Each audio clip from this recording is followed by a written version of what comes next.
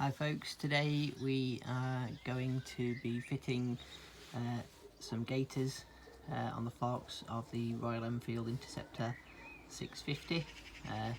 Here are the gaiters. When purchasing the gaiters, you need to make sure that the inside diameter obviously of these and here matches your forks here and here, which I've checked already, so they're fine. They were listed for Triumph, but they should fit perfectly on this. Record how it was before I start work, so I'm recording the distance between the top clamp and the top of the suspension tube. You'll see here 14.4, so 14.5mm. Also on the clamps here, I've noted, put some little telltales in yellow, and to do that I've used this metal marking paint. Reason for that is there's no, or I haven't looked for actually, a workshop manual at the moment, so don't know the torque specs of these, but I have looked up similar bolts, and they're probably around about 25 foot-pounds. But what I'll undo one and then tighten it up again and see what torque it is when they get to this point. Now, although I have measured this, I might actually, depending how things work out, put these flush at this top part. You'll see there's a bit of a slope on it, but I'm thinking of dropping these a bit to raise the front ride height a little, just as a bit of an experiment, but we'll see how that goes, because eventually I'd like to sort of tracker, scramblerise this bike, so the more clearance the better, and if you can gain a bit there, then more the merrier. One issue I'm going to have is I've only got two torque wrenches, one that goes up to 20 Newton meters, and then one that starts, which is a 1/4 inch drive, which is this one, good quality one, made in England, which is rare, by Norbar Torque Tools. I think they've been taken over by an American company or something now, but there you go. And then I've also got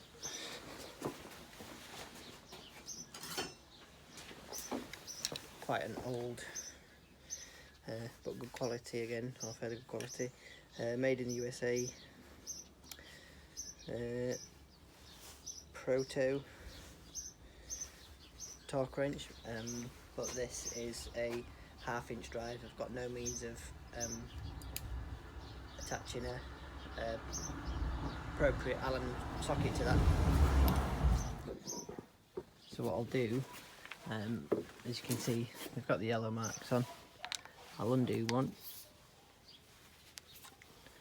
1/4 of a turn, and then I use my smaller one, put it at its maximum 20 Newton meters, and see where the yellow mark comes to once it cracks off at torque, and it feels like might just be about there actually, so there we go. So it's the same, or maybe a little more than where the yellow mark was, and that is at 20 Newton meters. So I think I will go with that. Just check that one, do the same again. You can see that's there, and it's pretty tight, quite a bit of leverage on that, to be fair. Yep, so it's there or just past at 20 Newton meters. So on the little card here, these are some torque values I got from other bikes, and just that's a general one from the internet for a socket cap M8 bolt. So the RE650, as we've seen, they're currently set at 20 Newton meters. Seems fairly low, but we'll go with that, and then I'll also just do a little hand check with that afterwards and just make sure I'm happy, and use my elbow torque wrench.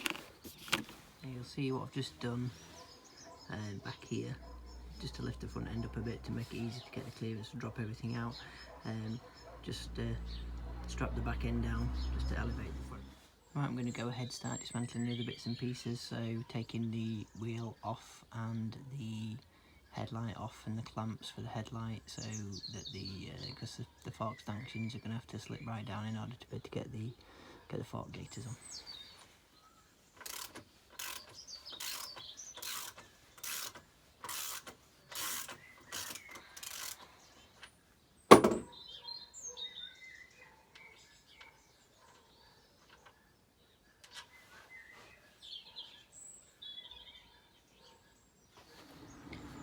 Another torque value I forgot to check is the axle clamp bolt just here. So I've just done that now in the same manner with the yellow paint, and that one seems to be a bit more than 20 Newton meters, so I'll do that by hand, back up to where the yellow meets when putting it all back. Probably is about 25 Newton meters, something like that.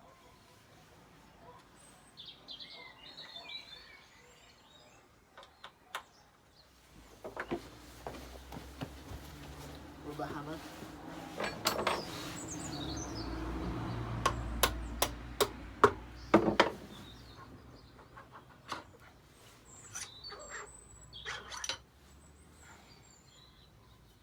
Not much grease on there, if any.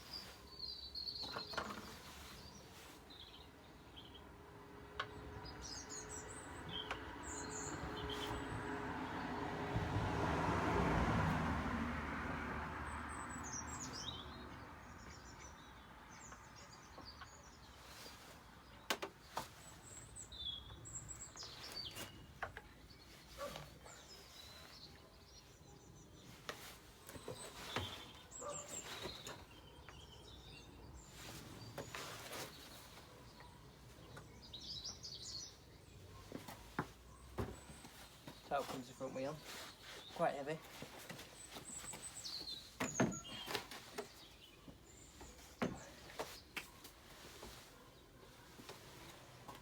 One of the spacers that's come out, so we'll give that a clean and pop it back later. I'll pop it back in now for safekeeping.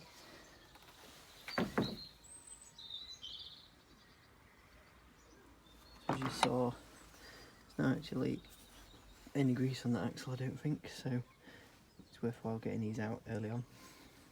I've always done that with my other bikes too, both of which used off-road, so it's worth getting all the bits and pieces in bits early on when you get them, whilst they're all still clean and fresh, getting grease on things like that, so when you do come to disassemble it in the future, it comes out easy and that there's no rust or binding.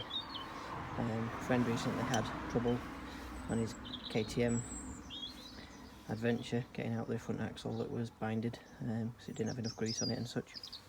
Not been out before, or recently.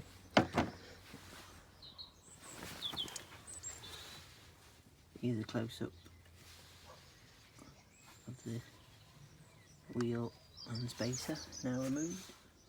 What you also need to do and be careful of when you're working on the front end of a bike or the back end either, when you've got a wheel out, is to wedge some hardboard of appropriate thickness. I've properly wedged that in there, so you don't accidentally squeeze the front brake when working on it and then clamp your pads together and have a struggle getting them back, so just saves a lot of faffing around by doing that.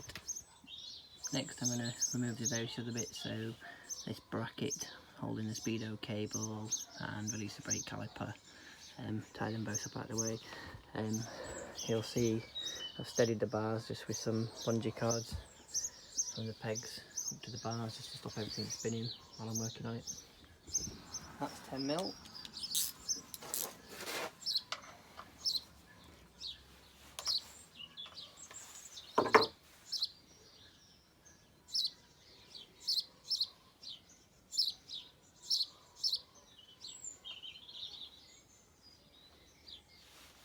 release that from there, and then I'll just pop that back in.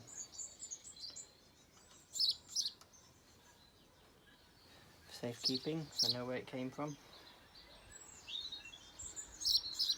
Obviously I'm not worried about torque specs on things like this, just get it up till it feels right, don't go overboard. Things like this, I'll think about where to pop that out of the way. It's probably going to be okay, but just tuck it up out of the way for now.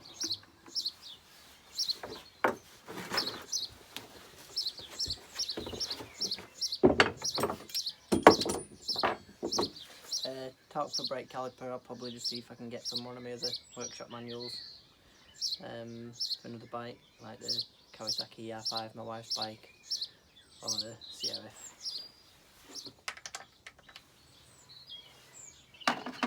Caliper bolts are 13mm. Or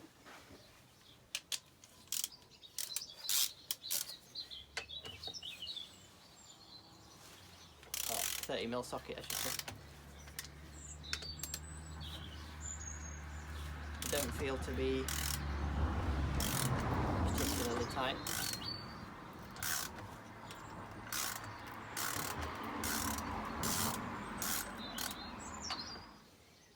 They look like they've got some kind of Mickey Mouse Loctite on them. Put some proper stuff on when we come to put them back.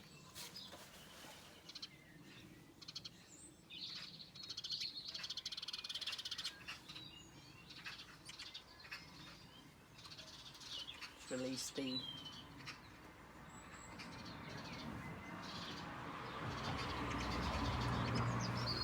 sensor from there. I think that's the ABS sensor, I may be wrong, or some such thing. That's held on with a 5mm Allen key bolt.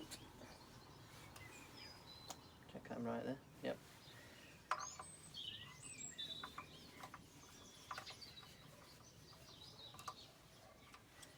Again, that's got some red Loctite, the caliper bolts had blue Loctite, or as I said, perhaps Mickey Mouse Loctite. So that's what I think is the ABS sensor.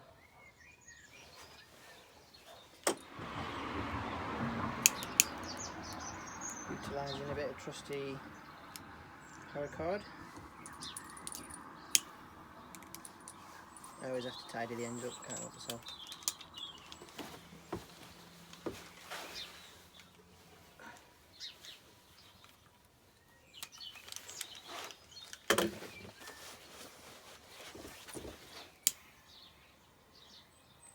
Saves it all getting in a mess.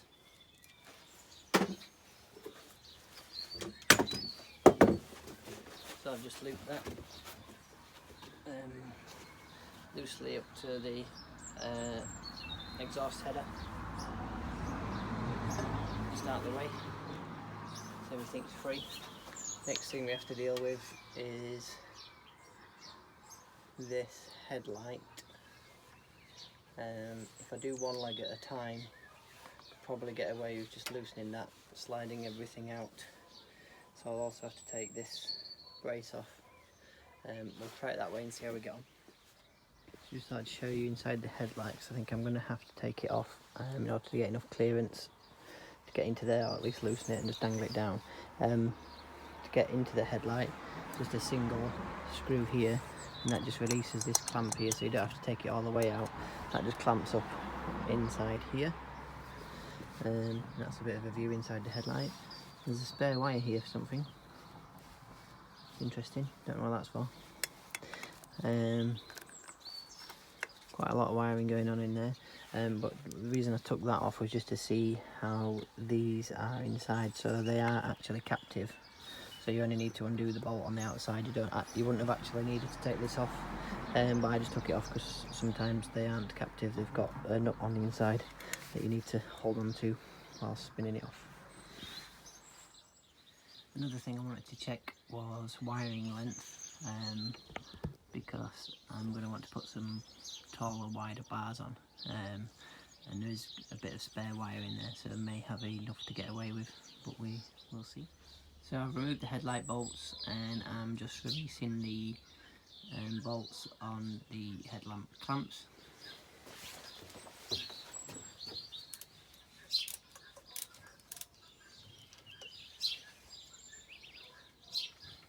See, once they're loosened up, drop freely. Next we'll take these off, and then we'll loosen the clamps and drop them out once, one at a time. Noisy birds messing up my audio.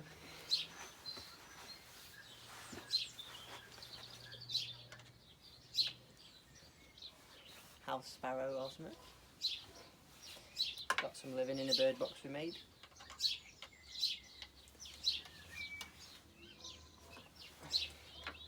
Then these bolts aren't very tight.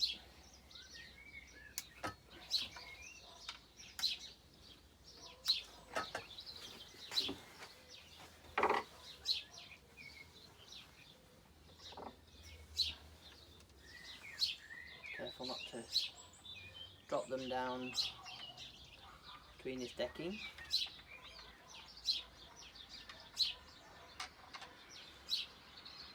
Doesn't appear to be any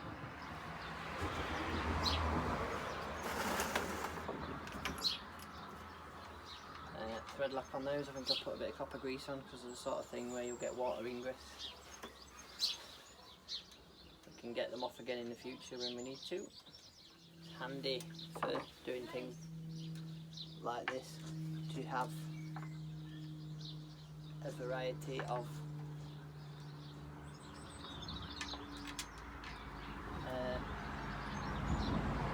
tools, different Allen key options and such, spanners and sockets, range of stuff to make your life easier. Now again with the headlight brackets, I'm just tying them up so when I release the forks they don't drop and pull on the wires.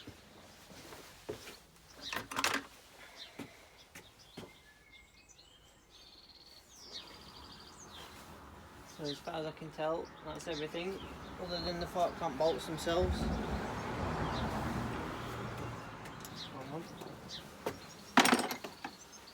So we'll release these now. Just be ready to catch the fork.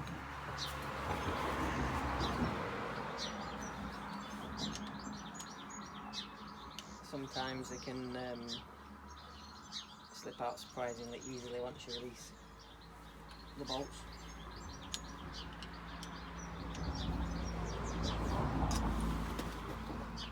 These might not, my feel of them.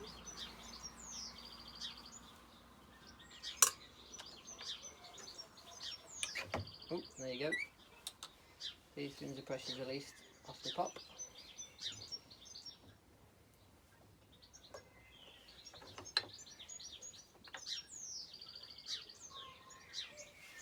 There we have it, one of the fork legs out. I'll just give it a quick wipe over, clean up, pop it all back. It's nice working on a bike when it's new, or any machine when they're new. Get a bit familiar with it, see what's what, and easy to work on, nice and clean.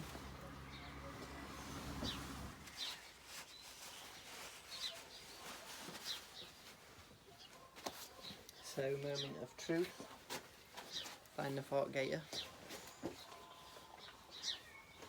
There you go, just about perfect hopefully. Should just stretch on here, and recess. Got a little, there's a little bit of a protrusion on that, which bites into this recess here luckily enough. Seeing as they weren't designed for this bike, but they work. There's also little drain holes here, so any water that gets in here can come out. See, that just sits on there. Leave the drain holes to the inside.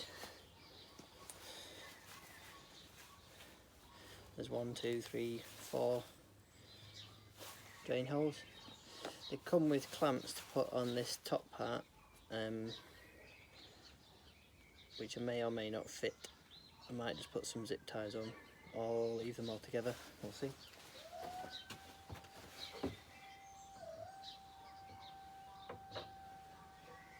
So you slide that back up, make sure I put that on the right way round.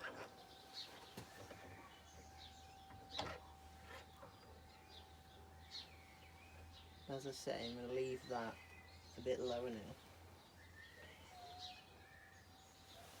just till the top cap clears the triple clamp on the, or the top clamp on the top edge, and just see how I get on with that.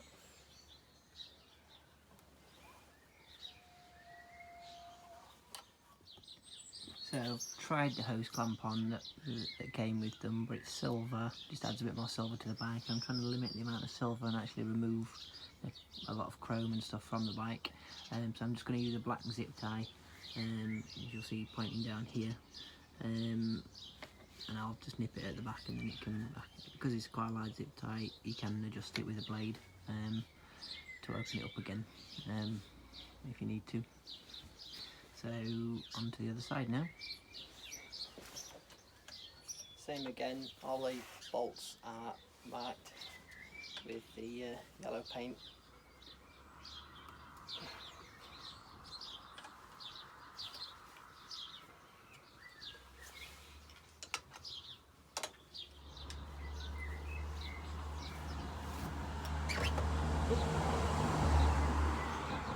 That one came out quickly.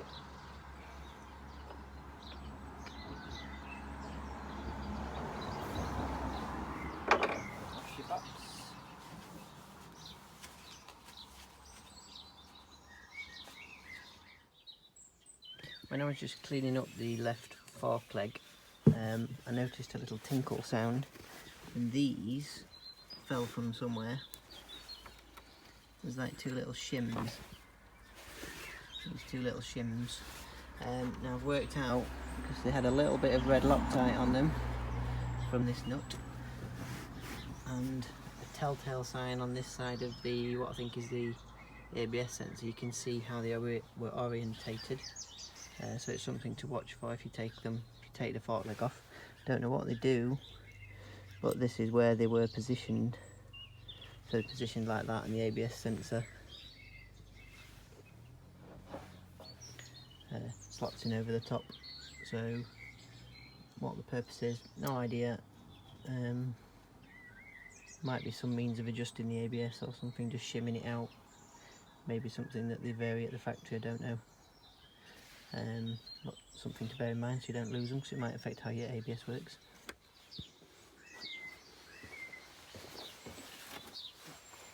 So again, slots on over the top, and slips on to here.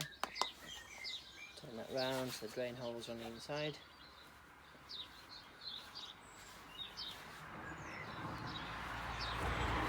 Pop it back.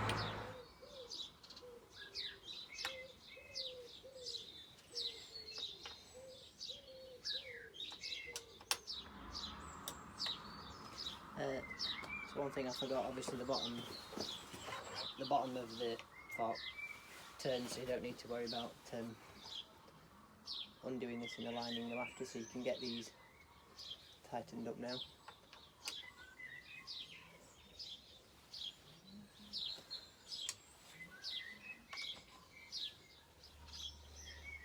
I'm doing it in such a way, just a little bit showing on the inside edge and a little bit on the outside edge.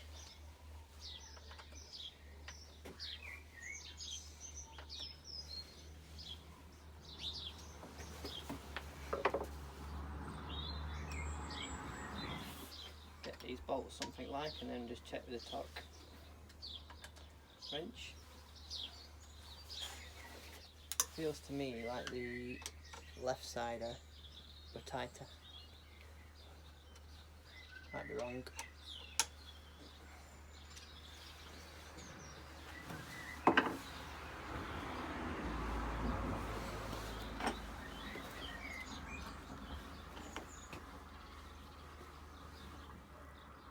just get the headlight back in place out the way first.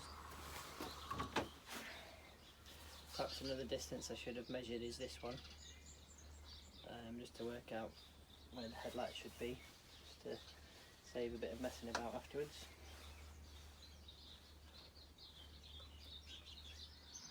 So I've done the clamps, the headlight bolts. I've done them tight enough that they won't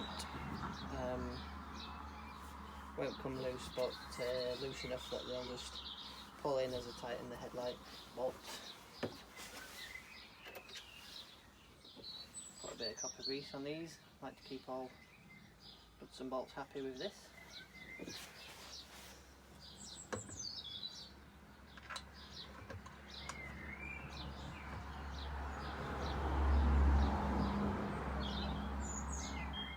Stuff like this, when there's a chance of cross threading, just do it by hand to start with. Make sure that you're not damaging your threads.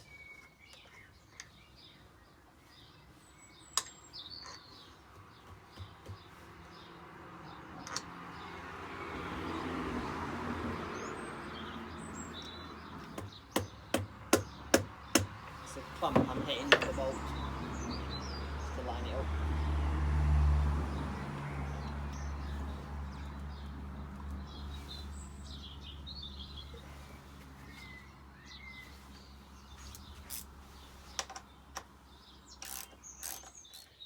I'll have to check the headlight alignment afterwards, but I'll do for now.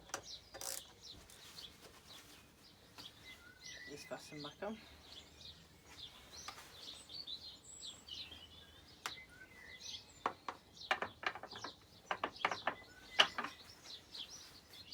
And again, as I said earlier,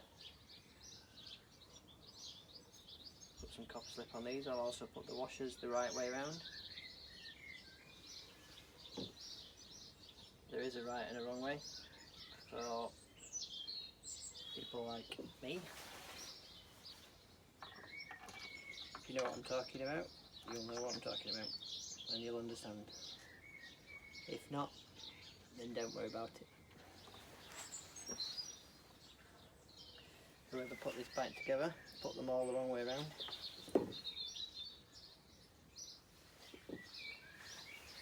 In my eyes.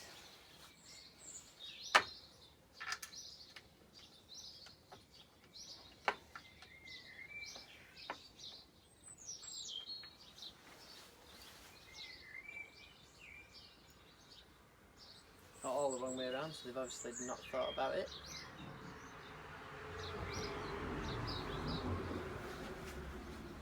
Done all these finger tight, and then I'll just nip them up a little bit at a time. You should do with all bolts. Don't overdo any one at a time. Something like this doesn't need a lot. It's a gentle nip. Don't use a full length of the Allen key or you'll end up over torquing them.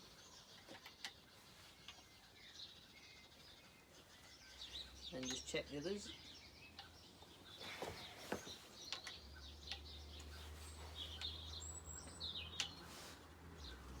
Okay.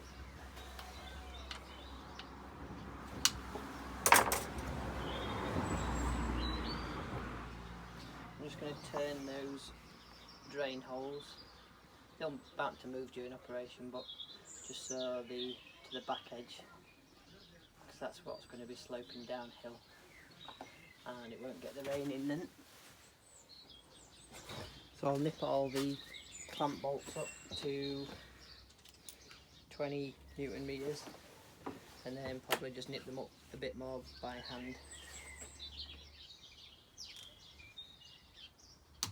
That one went a little past the mark.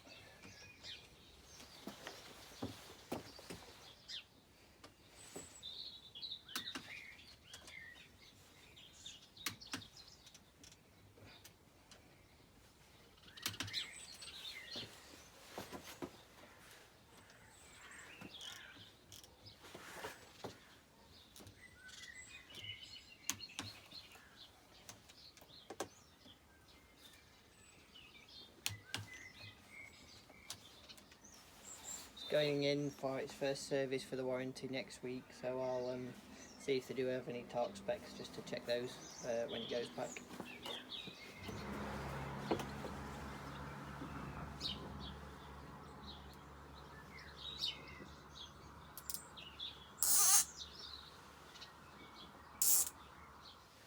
As you can see, I've put a large zip tie around the top.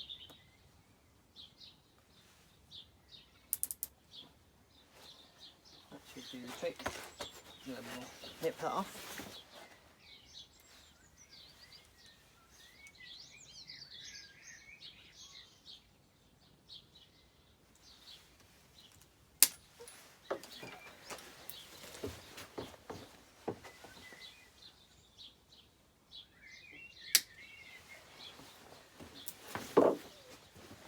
So now I'll quickly put everything else back together.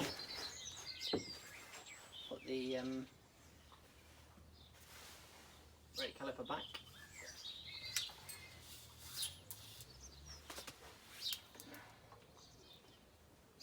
I've cleaned up the brake caliper bolts to clean the old thread lock off them.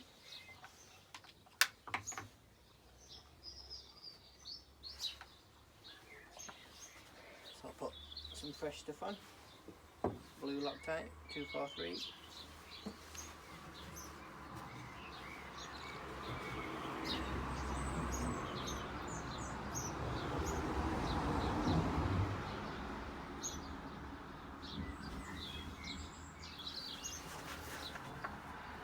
A lot of the old Loctite was up here and here where it wasn't even biting into the caliper, so a lot of it wouldn't have been doing anything.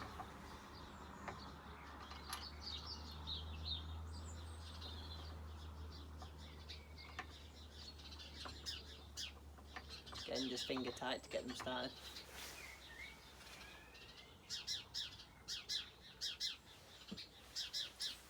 Blue.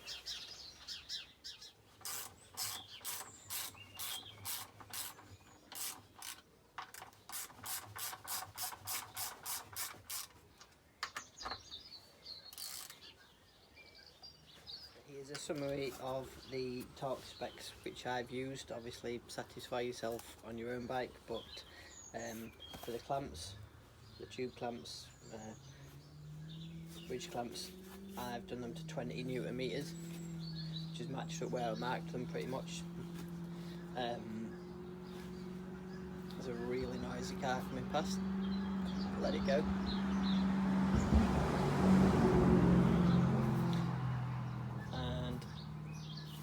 The suspension clearance at the top tube, that was where they were originally. I've dropped them down, so that's what they were, but I might put them back to that, but we'll see how it feels. Wheel nuts in the owner's manual on the thing is 70 Newton meters. The axle pinch bolt, which I guessed at 25 Newton meters, that is correct as per the manual. And the brake caliper I've done to 25 foot-pounds. Sorry for swapping between the two, but it's just how I've done it. There you go. Now carry on. The ABS sensor back, calipers back already.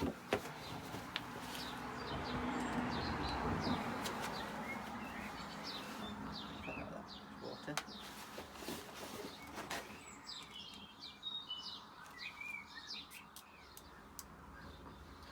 Nip that up before putting the wheel back. Just clean up the spacer. I'll put some fresh grease back, and also, as I mentioned earlier, grease the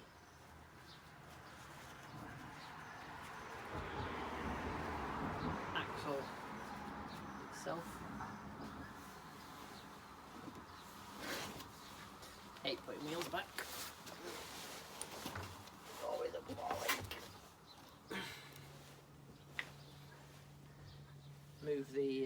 Remove the wood you've got in the brake calipers.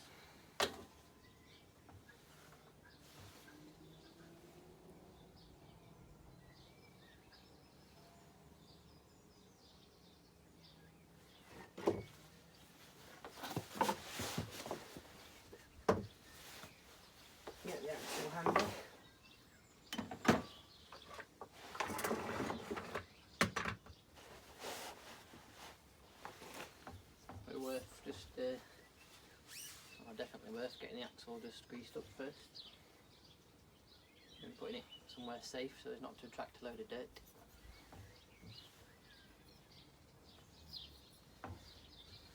This is really just to stop it rusting, helping it slip in as well.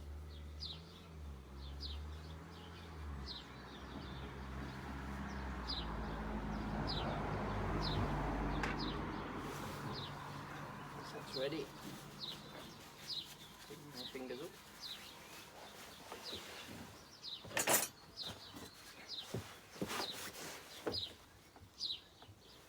Carefully lift the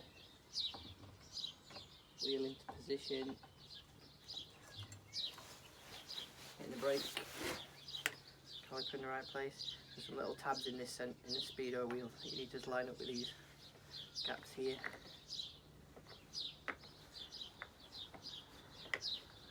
Probably better doing that now.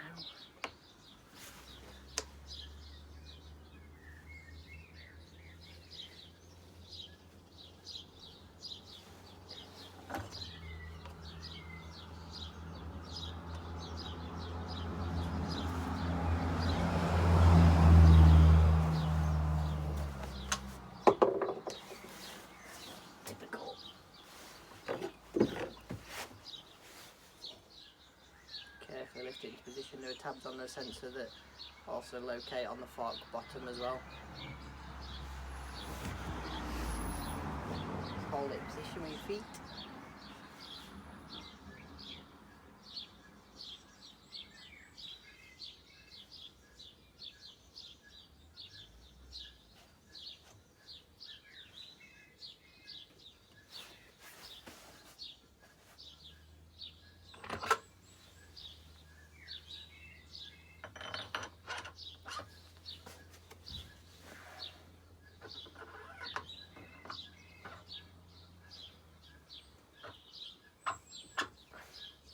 It looks, before you put that in, it looks like you're missing a spacer, but you're not, because the axle bolt has got a shoulder on it, and as that goes through, that meets up with that side of the wheel.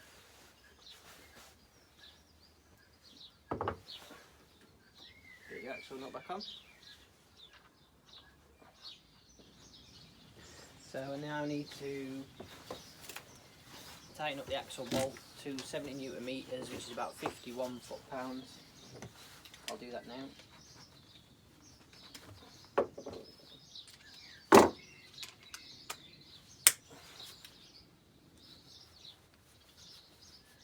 I'll do it to 50 to start with.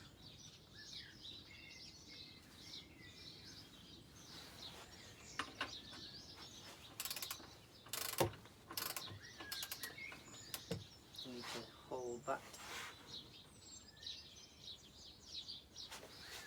with the spanner.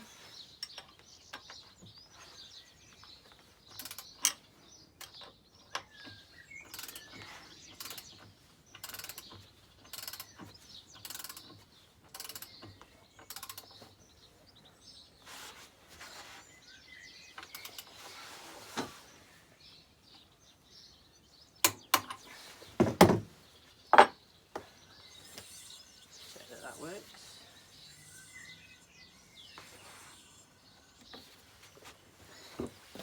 Then tighten this back up. I'll have to tighten this a bit by hand. Do it as far as I can with this. Just to check that on something like. You can see that's not quite gone to the paint mark, so you can see that it is 25 Newton meters and not 20. So use an elbow torque wrench.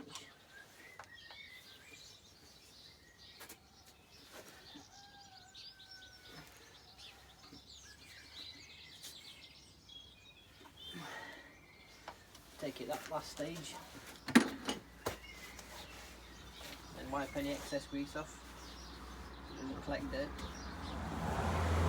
Just check everything spins correctly. Now check the foot brake. Tap it a few times.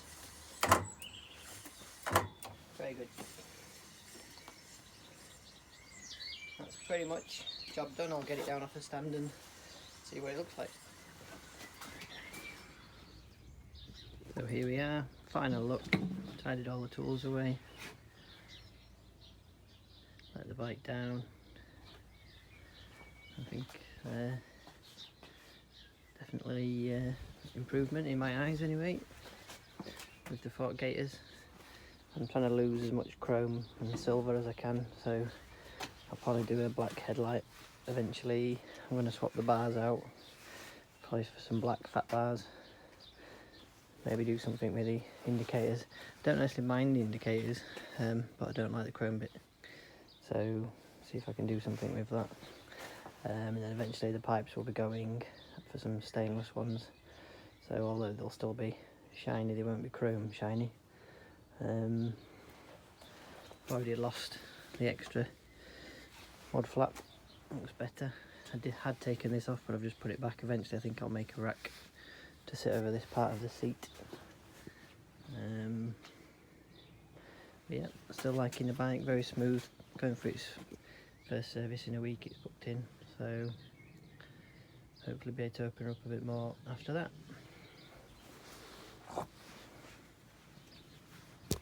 Thanks for watching, hope it's been useful, and I'll continue to keep adding videos as and when I do bits and pieces or anything I think is interesting on these lovely Royal Enfield 650s. Thank you.